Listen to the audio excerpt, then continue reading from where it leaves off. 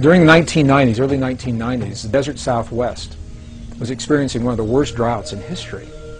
And a Native American friend of mine invited me to join him one day in a place in the high deserts of northern New Mexico to share in a prayer of rain. He didn't have to ask me twice. I said, you bet, I'd love to participate and see what this prayer is all about. So we met at an agreed upon location, and we hiked through several 100,000 acres of beautiful high mountain desert sage until we came to a place that was so old.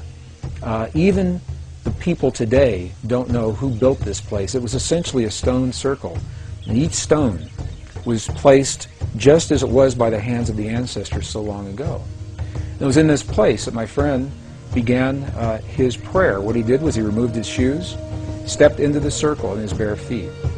He honored all of his ancestors. He simply said, all of my ancestors, all of my ancestors.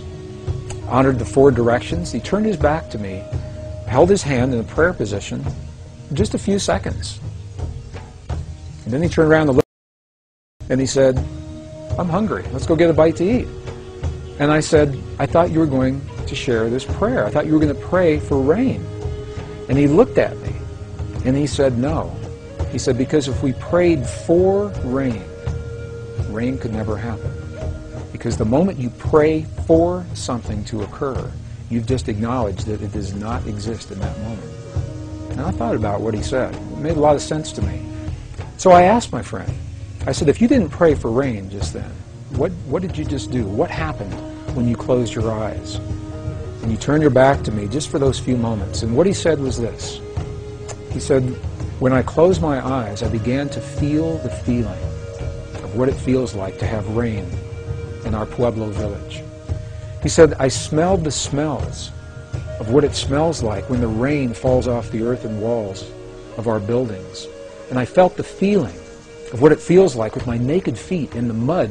There's so much mud because there's been so much rain. And he said, in that way, I opened the door to the possibility to bring rain into our world. Well, I think about this mode of prayer a lot.